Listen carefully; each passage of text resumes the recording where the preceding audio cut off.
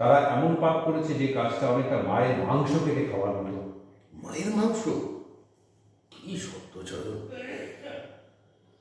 যারা নারদা করেছে, সারদা করেছে, মিউনিসিপ্যাল সার্ভিস কমিশন, স্কুল শিক্ষকের চাকরি, অপত্র সরকারি চাকরিতে হাজার হাজার কোটি টাকা লুট করেছে, সেই দলের নেতা হয়ে চুরির বিরুদ্ধে বলা আর তার বিশ্লেষণ করা, এটা মানুষ গ্রহণ করবে? মানুষ এদের চেনে না। আরেকটা বলেছে যে দল কোনো দায় নেবে না, কেউ যদি দুর্নীতি করে থাকেন তার দায়, হ্যাঁ, দায় গ্রেপ্তার হন, সেটা তার নিজস্ব দায়, দল নেবে না। পার্থ চট্টোপাধ্যায় গ্রেপ্তারের দুদিন আগে বলেছিলেন, যদি কোনো ভুল হয়ে থাকে সেটা পার্থ তার একার ভুল নয়, কালেকটিভ রেসপন্সিবিলিটি, যৌথ দায়িত্ব। উল্টে গেলেন, সবাই নিজে বাঁচার চেষ্টা করছেন। এত বড় প্রাতিষ্ঠানিক দুর্নীতি একা পার্থ চট্টোপাধ্যায়, সুবীরেশ ভট্টাচার্য, মানিক ভট্টাচার্য করেছে? অনুমোদন ছাড়া, অনুপ্রেরণা ছাড়া সম্ভব হয়েছে? কথা কেউ বিশ্বাস করবে? আচ্ছা, আরেকটা হচ্ছে যে কামদুনি নির্যাতিতা মা ও দুই ভাই দিল্লি গেলেন। তারা কালকে সুপ্রিম কোর্টে শুনানি আছে, হাইকোর্টের রায়, তার বিরুদ্ধে ওরা মামলা করেছে বলেছে। দেখুন, তারা বিচার পাক, এটা সকলে চাইছে, আমরাও চাই। কিন্তু কেনই পরিস্থিতি তৈরি হয়েছে? তৈরি হয়েছে তৃণমূল কংগ্রেসের জন্য। তারা অত্যন্ত পরিকল্পিতভাবে দায়িত্ব নিয়ে কিছু মানুষকে বাঁচানোর জন্য এমনভাবে তদন্ত করেছেন, কাগজপত্র, সাক্ষ্য যা তৈরি করে দিয়েছেন, যাতে অনায়াসেই ওখানে যাদের বাঁচাতে চাইছেন তারা নিরপরাধ হয়ে বেরিয়ে আসতে পারে। বাংলার মাটিতে যে নির্বাচন আসছে, তাতে অভিষেক বন্দ্যোপাধ্যায় আমাদের দলের সর্বস্তরে, ভারতবর্ষের রাজনীতিতে দলের সাধারণ সম্পাদক। এই নির্বাচন অভিষেক বন্দ্যোপাধ্যায় যদি লড়াই করেন, নিশ্চিতভাবেই তিনি লড়াইয়ের ময়দান থেকে পিছিয়ে যাবেন না। যদি লড়াই করেন তাহলে মমতা বন্দ্যোপাধ্যায়কে সামনে রেখেই তিনি লড়াই করবেন। বক্তা হচ্ছে সুব্রত বক্সী। তৃণমূল কংগ্রেসের সমস্ত কর্মী সমর্থক এটা বুঝে গেছে যে মমতা বন্দ্যোপাধ্যায়ের অথরিটি চ্যালেঞ্জ হচ্ছে, আর সেজন্য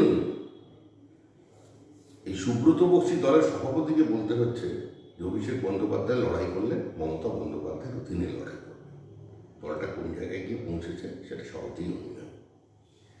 আচ্ছা, যতদিন আমাদের শরীরে বল আছে, শক্তি আছে, ততদিন আমরাই তৃণমূল কংগ্রেসকে নেতৃত্ব দেব। তারপর নবীন প্রজন্ম বিষয়টি দেখবে। তার উত্তরে কুণাল বলেছে, কেন সবসময় সাংসদ, পুরপিতা, বিধায়ক, মেয়র পদ সব আঁকড়ে থাকতে হবে? কেন? বয়সের অভিজ্ঞতা দিয়ে পার্টিকে সমৃদ্ধ করুন, সংগঠনের কাজ করুন। এরকম যদি বলতে থাকেন তাহলে তো নবীনরা কোনোদিনই জায়গা পাবে না। এটা ঠিক হতে পারে না। আমি তো আবার বলছি, মুখ্যমন্ত্রীর অস্তিত্বকে চ্যালেঞ্জ করা হচ্ছে। তৃণমূল কংগ্রেসের একাংশ আর একাংশের বিরুদ্ধে যুদ্ধ ঘোষণা করেছে। এখন মানুষ অপেক্ষা করছে যে এটা কি ওই ডিএল রায়ের শাহজাহান নাটক হবে, নাকি আমরা অন্য কোনো জায়গায় আরেকটা নতুন দল ভাঙার প্রস্তুতি সংঘবদ্ধ হতে দেয়। কিন্তু তৃণমূলের দিন যে শেষ, সেটা সবাই বুঝতে পারছে। করবে আর পাশে সামনের সারিতে থাকবে। সঞ্জয় বক্সির মতো পুরনো প্রবীণ কেন পিছিয়ে পড়ে থাকবে? ববি অরূপ বিশ্বাস এবং সুমন দেবকে উদ্দেশ্য করে কথা বলেছেন কুণাল ঘোষ। দেখুন, আমরা তো চাই মমতা বন্দ্যোপাধ্যায় না থাকুক, আমরা চাই তিনি ক্ষমতা থেকে সরে যান। দেখুন, মমতা বন্দ্যোপাধ্যায় পাশে কে থাকবে সেটা ওরা ওদের মধ্যে মারামারি করে ঠিক করুক। এটা নিয়ে আমাদেরও কোনো উৎসাহ নেই, মানুষেরও কোনো উৎসাহ নেই।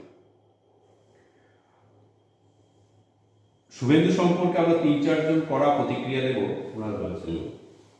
আর বাকি মন্ত্রীরা গোল গোল করে কথা বললে শুভেন্দু সম্পর্কে জিজ্ঞাসা করা হলে কেন চোর শুভেন্দুকে চোর বলা যাবে না, কেন বলতে অসুবিধা কি? শুভেন্দুর বিরুদ্ধে এ ধরনের কথা বললে মানুষ নেবে না, এ ধরনের বক্তব্যের কোনো গ্রহণযোগ্যতা নেই।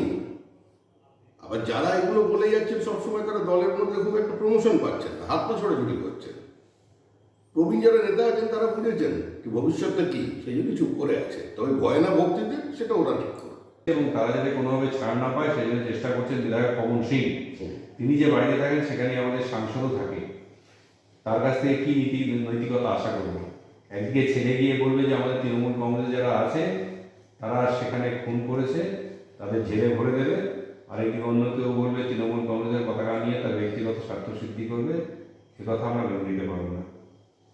দেখুন, পবন আমাদের বিধায়ক, সে দলের যেটা অবস্থান দলের যেটা কাজ সেটা সে নিষ্ঠার সঙ্গে করছে। আর অর্জুনের ব্যাপারটা ওটা ওই নকুল সহদেব ওরা যারা আছে ওরা ঠিকঠাক করে নেবে, ওরা বুঝে নেবে। তারা যে যেভাবে পরিশ্রম করেছে অভিষেক, মমতা বন্দ্যোপাধ্যায়ের সাথে কেউ করেনি। এবার অভিষেক ডায়মন্ড হারবারের উপরেই মনোসংযোগ করবেন। দল যদি তাকে কোনো জায়গায় জনসভা করার জন্য ডাকে সেক্ষেত্রে তিনি যাবেন।